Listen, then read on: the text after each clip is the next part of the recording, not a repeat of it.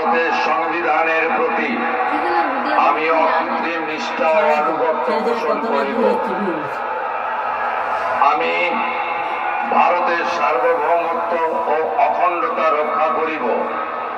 পশ্চিমবঙ্গ রাজ্যের মুখ্যমন্ত্রী রূপে আমার কর্তব্যসমূহ নিষ্ঠাপূর্বক এবং বিবেকসম্মতভাবে নির্বাহ করিব এবং ভয় বা পক্ষপাত, প্রীতি বা বিদ্বেষ রহিত ভারতের সংবিধানের প্রতি আমি অকৃত্রিম নিষ্ঠা ও আনুগত্য পোষণ করিব।